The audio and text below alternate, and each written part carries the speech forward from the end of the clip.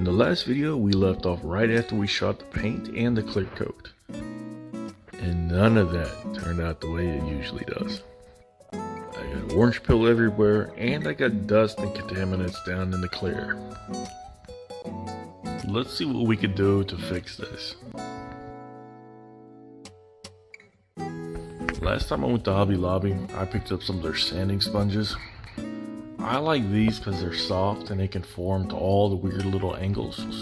And if you cut them in half, you could get them down in all the little nooks and crannies. But they have everything we need. You got a 4,000, 6,000, 8,000, and finally a 12,000.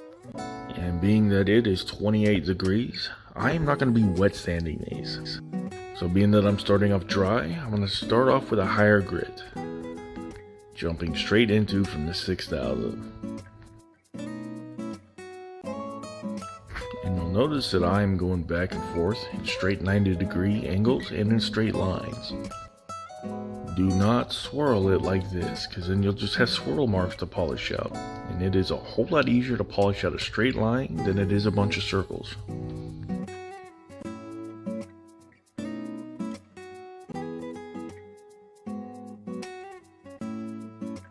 As you can see on the hazy bits here, it is starting to knock off the high spots, and it is very slowly evening and leveling things out.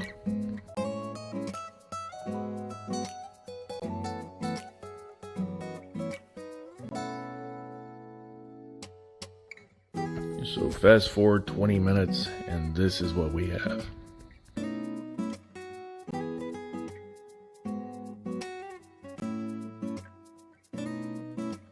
What we are left with is a nice even hazy level. Now there are some imperfections and low spots in the decals. I can't fix those, we're just gonna have to live with them. But from this angle you can see there's absolutely no distortion in the lights. That's what we're going for. Compared to the front bonnet, you see a bunch of orange peel, everything is distorted. We're gonna do away with all of that. But that was cleaning up with the 6,000, so now we're just going to jump ahead up to the 8,000 and work our way up through the grits. And again, I cut out 5 to 10 minutes of that, so this is what it looks like after polishing with the 8,000 grit. We are finally starting to make some progress. There's a whole lot less distortion in the lights, and it's a whole lot more reflective. That is basically all we're going to be doing here. We are going to be sanding out all the imperfections with the coarser grits, and then refining and polishing all that out with the higher grits. So, moving on to the 12,000. Now, watching back over this with the voiceover, I think that may be a better idea just from your perspective. You are seeing an immediate before and after difference as opposed to a gradual change. So in a way, you're seeing how dramatically the differences are between the different grits.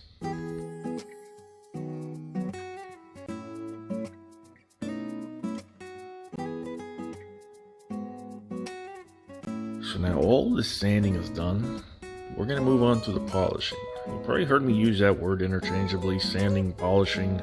It's all the same to me. If you guys want a perfect mirror finish, especially on black paint, the bane of all paint, I'm going to show you how to do it.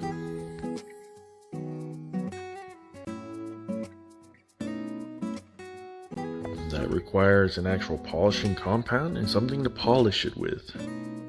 I will be using a combination of a Foredham rotary tool and just a hand drill.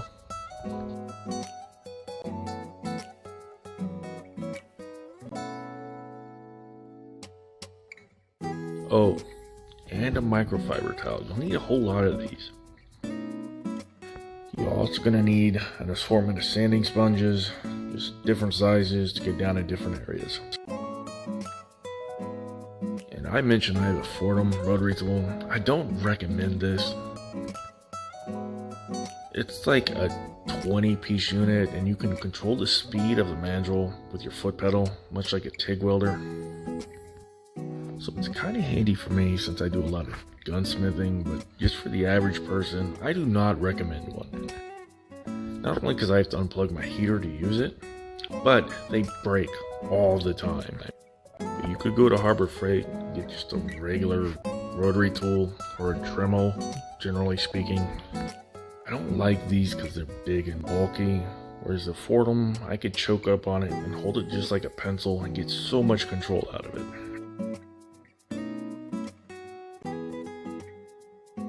You're supposed to use it for a hard 20 minutes and then just stop using it to let the bearings cool down.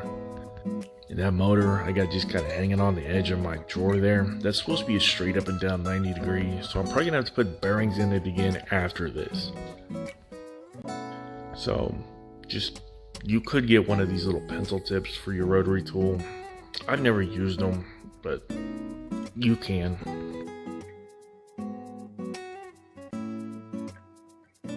And this one I quit using because the little knob thing that locks that in place broke off a long time ago. So the manual's all chewed up from me doing it undone and done with pliers.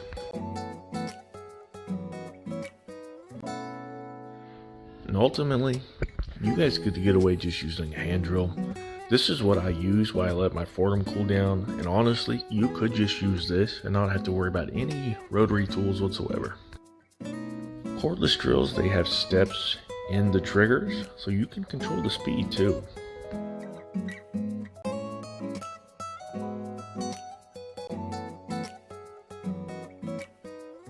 So I switched over pads here because the compound flings around and makes a big mess, and I don't want it gumming up my good cutting mat. Anywho, we've got our assortment of different compounds here.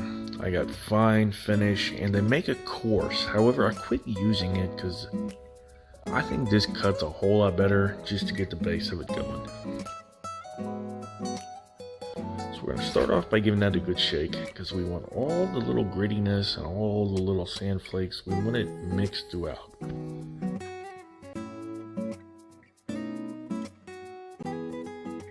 And that is not nearly enough. I'm just doing a little bit of demonstration here just to show you how it's done.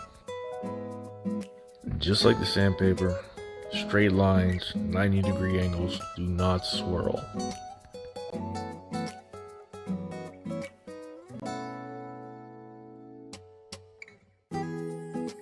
Jumping ahead, I got a bigger dollop, I got a little bit more aggressive with it, and this is what we're looking like directly after the polishing compound. So just like the sandpaper, we're going to work our way up through the grits. Just give this a good knead to get all the grittiness mixed throughout. Knock all the crusties out of the cap and the tip because that will leave a bunch of marks in your paint.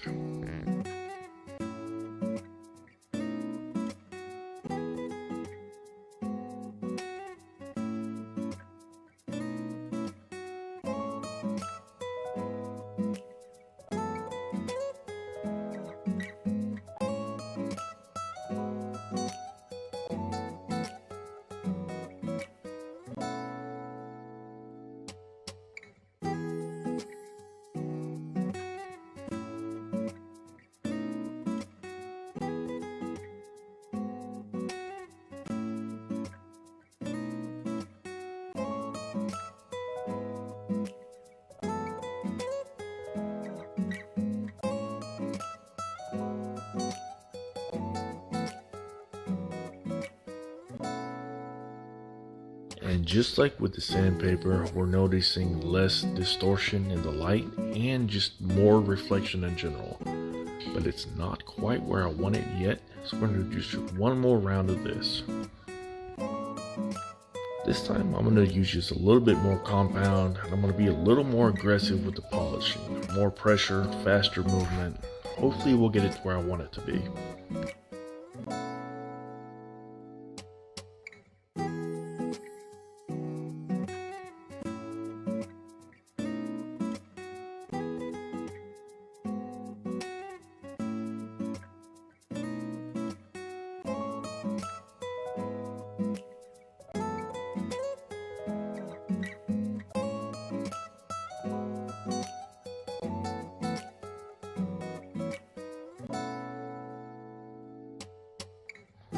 Yeah, that's looking a little bit better already.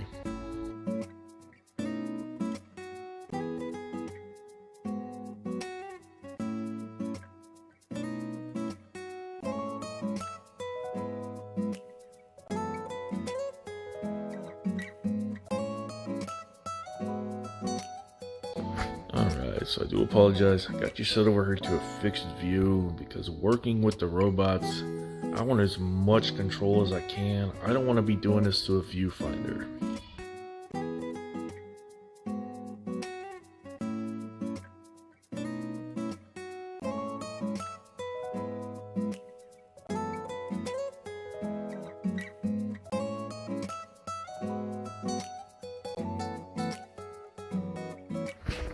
And I'm working this from the side of the wheel just to keep all the lines going straight.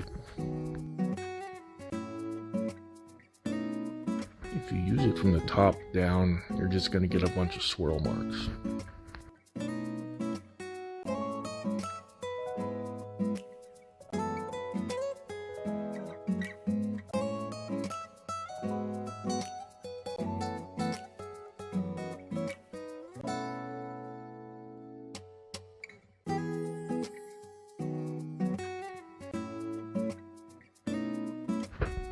Well, guess I'll do the rest of the body now.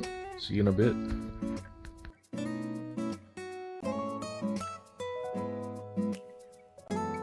I'm just gonna jump the gun here and apologize in advance. My phone that I record all these on, it popped up the low storage message, so I started deleting videos to make room. And for some reason, I started from the top, so I deleted a bunch of videos that I had just recorded. It was mostly boring stuff anyway, just masking, a bit of blade work, just to get all this trim around the windows painted.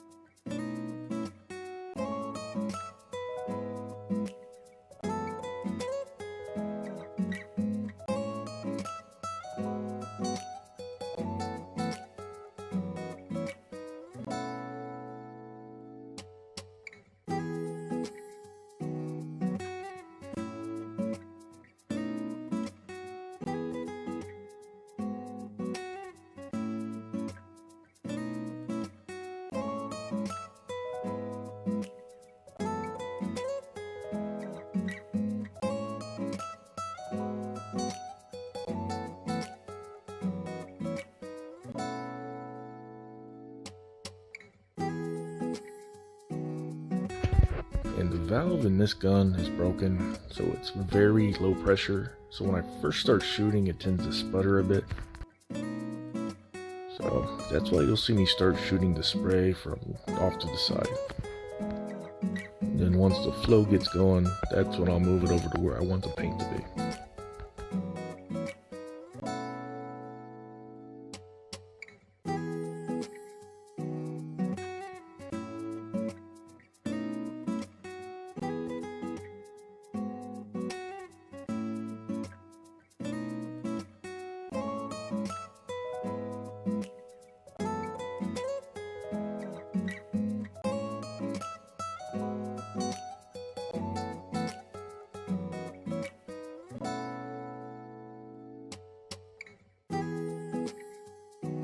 While I had some of that in the paintbrush, I just went ahead and painted the rest of the trim.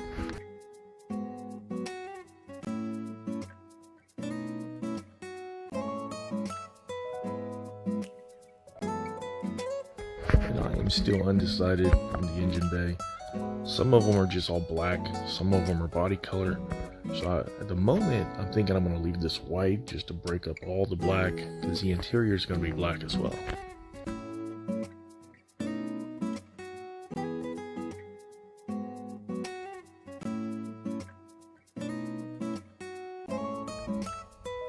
On these, I'm just using the plastic bags that the parts came in just to save on masking.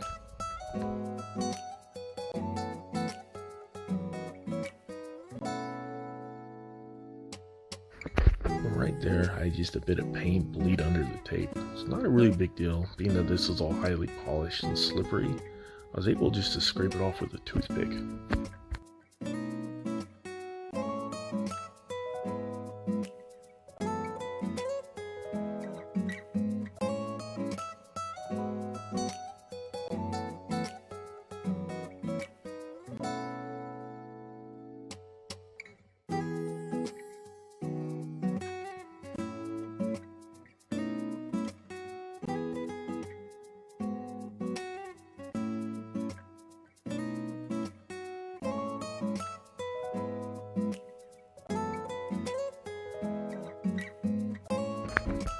Bit of the red overspray on this. Throughout the whole build, I was not concerned with it because I knew it's going to have this giant louvier thing over the back.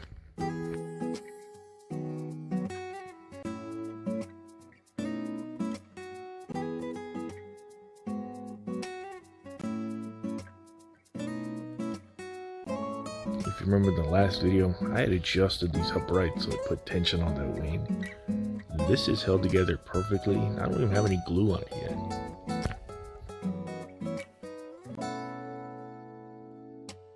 And I know it's not perfect. I was not expecting great things when the decals started going south on me, but I did what I could to fix it.